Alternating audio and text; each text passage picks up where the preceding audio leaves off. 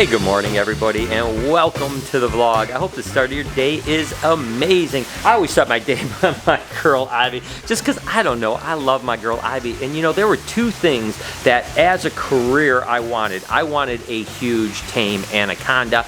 Guess what? Ivy, I've got it. You know, Verday's great too, and one day Verday's going to be really big. The other thing is, I wanted to one day produce green anacondas, and I've talked to you guys about this. Should I get a male? Shouldn't I get a male? I don't know. Well, someone reached out to me and said that they had a male that's about 7 or 8 foot long. They've had it since it was a baby dog tame. It was his pet, and he just can't take care of it anymore. And he sent me a bunch of videos and pictures. Well, guess what? He's coming up today, so Ivy is about to get a boyfriend, and he's going to be here any minute. It's always nice to start your day with some beautiful babies. Of course, this is a rough scale sand boa. Now, there's a whole bunch of different sand boas. The most common sand boa is kind of the Kenyan sand boas when it comes to the pet trade, but rough scales are really cool, and this is about as big as they get. They're just absolutely beautiful, and I tell you what, I see a little baby head poking up over here. Yep, these guys have live young. Let's go ahead and see what she's got. This little baby, and look at how, I love the fact that the little babies look just like the adults, just a little more. Oh, look at this little baby head right there. Look at its head. Oh my gosh, this little nose poking out. These guys are amazing. So we've got one little baby now, and I'm just going to put Mama over here so that she's not mad at me, and I'm just going to go searching around. These guys don't have huge litters like Kenyan sand boas. They typically have anywhere from 4 to 10 babies. So we have 2 out so far. Here's a number 3 right here, and Mama doesn't look like she's too deflated, that's for sure. So it doesn't look like she has that many. Oh, here's a couple more. Here's number 4 and number 5, and look at how awesome those little baby sand boas are. Oh my God, I love little baby sand boas. Let's see if there's any more in here without Mama biting us, of course. Let's see. Oh, there's one right here. Yep, there's number 6. So this is actually a pretty good sized litter. 6. Is there any more?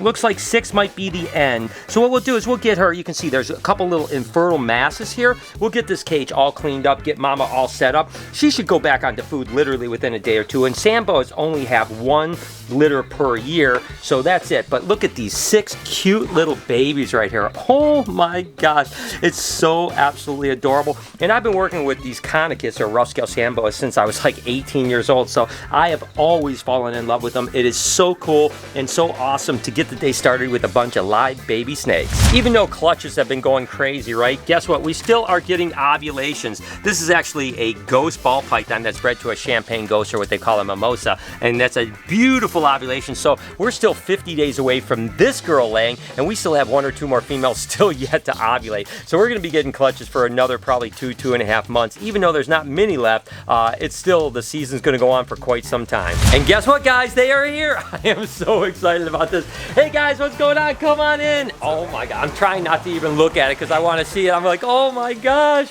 this is so good. Thank you guys for coming. Yeah, you guys are, you said you're from the Columbus, Ohio area? Yes. Well, thank you guys. I appreciate you so much. So, oh, by the way, I like the tattoos, man. Yep, looking it's good. of him. Oh, it's really? Yeah. Oh my God, Yep. how that is awesome, man. So let's go ahead and let's just take a look. I mean, I can't wait any longer. Let's see what this monkey looks like. Oh my, he's beautiful. Oh my gosh, now how long have you had him? About 4 years. About 4 years, and he's like your baby, huh? Oh yeah. Oh my gosh, I know he was kind of like a little bit bummed out, like I can't believe I'm gonna, but I know he is gonna have an amazing life here. Look at this animal, unbelievable. And he's chill, huh? Yeah, he's pretty chill. He's pretty chill. Pretty chill. I've gotten nipped before, but I mean, usually it's when like food is around. Yeah, no, he seems to be really good. He seems to be a good animal right now. We'll see what happens. Worst case is we'll get him situated for sure. But you know, Ivy needs a boyfriend, and I tell you what, I am so excited about this. Oh my gosh. Oh my gosh, look at this, guys. It is gorgeous. Oh my goodness gracious. So what we'll do is we'll definitely, you know, give it a little quarantine time, stuff like that, probably keep it at BHB for about a month or so. Just number one, get its mannerisms, understand the animal, make sure it settles in without the stress of things here at the reptarium. And then, hey, guess what? We'll have about a month from now, we're gonna have a little escape party in Ivy's tank. I don't know what she's gonna do. I don't know if she's gonna be like all into it or not. I'm not sure what's gonna happen, but I tell you what, this is a dream come true because again, I've always wanted that huge anaconda, and I've always wanted to try to breed anacondas, and this gives us the opportunity to do so. So I cannot thank you guys enough for doing this. This is so amazing. Thank you, thank you, thank you. I'm going to show these guys around the reptarium, give them a little bit of a tour and stuff like that, and we're going to hang out with my guy. He got a name, by the way? Aries. Aries. Yeah, all right. Aries. So guys, I want you to meet Aries, the beautiful male green anaconda. Although my obsession with green anaconda started when I was really young, because obviously, I mean, they're iconic, green anacondas. Verde was my first green anaconda that I ever had, and it's, you know, she's a little girl still. I mean, she's a couple years old, but they grow slow in the beginning, and then they really start to explode. So it's crazy to think that Verde started kind of the whole thing. Then, of course, Ivy came along, and now we have Aries, the boy. So we now have a trio of green anacondas. How absolutely amazing. And I think it's really cool because we can take Verde out for kids, you know, small kids that just can't hold a bigger snake. And now we can take Aries out for kids and adults that can handle something that's, you know, 6-7 foot. And then, of course, we've got Ivy reserved for the coolest things where you pull her out. So I love the fact that we have all three of them. And like I said, I cannot wait to get Aries past his quarantine, get him in with Ivy. Can you imagine? What is she going to do? How are they going to react together? That's going to be cool. So here in about another month, we're going to find out. Got a little clutch of ball pythons that actually hatched out that we cut a few days ago, and they are really absolutely beautiful. It was actually just a yellow belly female bred to a Mojave calico bee, and the interesting thing is we didn't really hit any calico stuff. Looks like this is just a normal spider. It doesn't look like a yellow belly or anything, but then both of these animals are actually Mojave spider yellow bellies. We just missed on the calico part. These guys would be so amazing if they had calico in them, but nevertheless, they're pretty cool. Now this one could potentially have calico because the Mojave and the calico actually don't mix as well as, say, pastel calico or spider calico or something like that. So that kind of reduces the amount of pink. So as this one actually has a shed or two, it may actually be the Mojave calico yellow belly that I was really searching for. But nevertheless, they're definitely Mojave spiders that are calico, so that's pretty cool. Absolutely beautiful little rippers.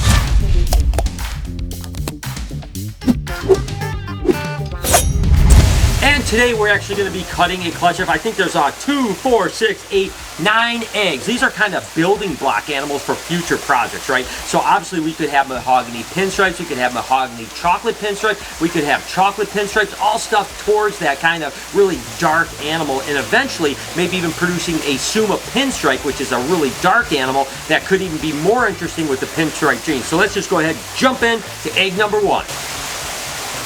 And again, I love the darker gene animals. It's something I've always been really kind of involved with. And we produced the very first chocolate pins way back in the day. And weirdly enough, the first egg is a normal. Oh, how is that? That is really interesting. You would normally not get a normal ball python if you bred this many genes together. But it doesn't matter. We're going to keep on moving on. We've got 8 more eggs. And odds just are that way. Let's see what we have here. Okay. Oh, wait a second here. Well, we have something that has thrown a monkey wrench and stuff here, guys. We have a spinner right now. And what I'll have to do is, let's go ahead and keep cutting this clutch, because that tells me that the dad can't be a mahogany, possible chocolate, because obviously we wouldn't have a spinner. Meaning at some point a male got in there. Now there could be a chance that Mary, when she first was breeding this season, had a male in. Hopefully she marked it down. I know when I was breeding this, I never put any other male in. So now we have a mystery we have to unfold. I'll go back and look at that card to make sure there's not a note on it that I missed. But chances are that a male got in here before I started breeding. Okay, no big deal. Looks interesting. Possibly even a chocolate spinner. Not 100% sure. So maybe the banana chocolate spinner was in it. I don't know, guys. Let's just go ahead and keep cutting. All right, let's see if we can unravel this mystery. And you know, I don't mind this stuff because I think it's kind of fun, right? It's fun to kind of not know what to expect, and you kind of figure it out as you're cutting eggs. It's like even more exciting. And so, okay, so now we definitely have what looks to be a spider ball python, possibly a spider chocolate ball python. I think this might be a spider chocolate ball python, which is weird in itself because now I've got to figure out the male has maybe chocolate, pinstripe, and spider in it. I'm not 100% sure. We've got enough eggs where we hopefully will unravel. If we produce a banana in any of these, then I know who the dad is for sure. It would be that banana chocolate spinner. But we'll see what's going on. Let's cut the next egg. And what do we have in this egg here? Another spinner.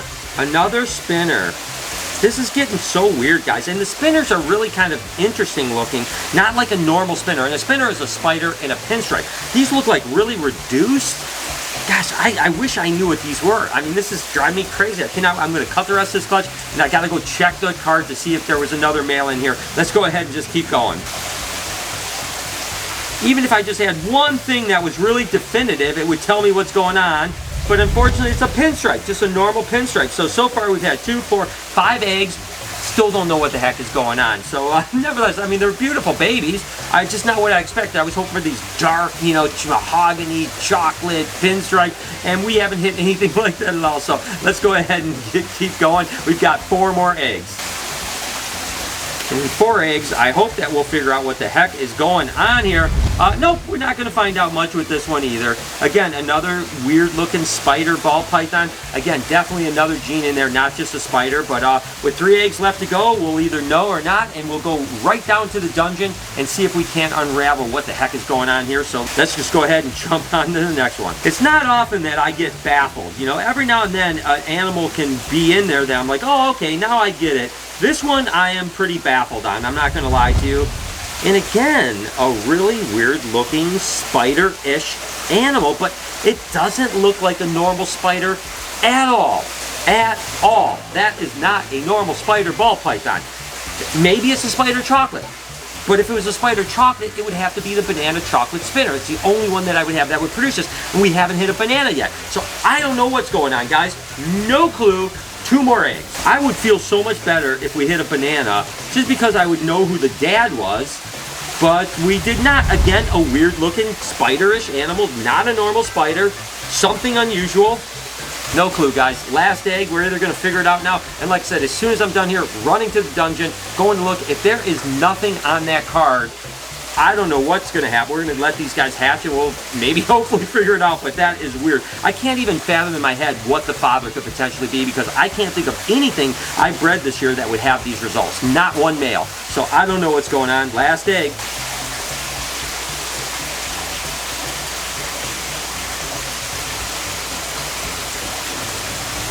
And another weird spider. What in the heck is going on here? What is up? Well, there you go, guys. I didn't expect the results of this clutch. I can honestly tell you that. So I'm going to go ahead and just close this up. We're going to go downstairs and we're going to investigate together.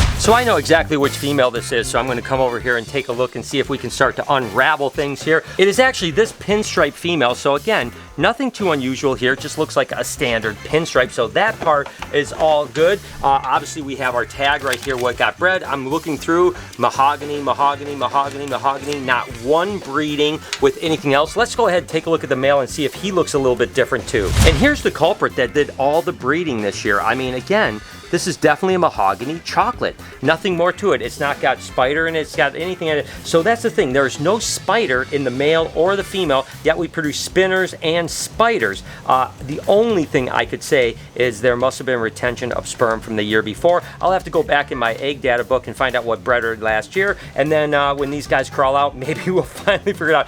Doesn't happen much. I mean, literally maybe once a year, once every other year, I'm going to have a clutch like this where I'm completely just baffled by the results. So there it is. Ivy got her boyfriend, Aries. I mean, how absolutely incredible is that? Again, we'll give him a month or so quarantine, get him in, gonna see what she does. It's gonna be pretty absolutely amazing. Cannot wait to just see the interaction. It's gonna be cool. And then who knows, maybe next year we're gonna have some baby anacondas. I don't know what's gonna happen. We'll just have to play it by ear, but that's pretty awesome, isn't it? As a matter of fact, if you enjoyed this video, here's a playlist of me with giant reptiles, giant snakes and lizards and stuff like that. I hope that you'll enjoy it. Can you do me a favor? Can you support my podcast channel? Right up here, it's called Checking In. Please subscribe to that, and you can subscribe to this vlog channel right over on this side. Please turn your post notifications on. Have an absolutely wonderful day. Remember, be kind to someone, and I promise I'll see you tomorrow.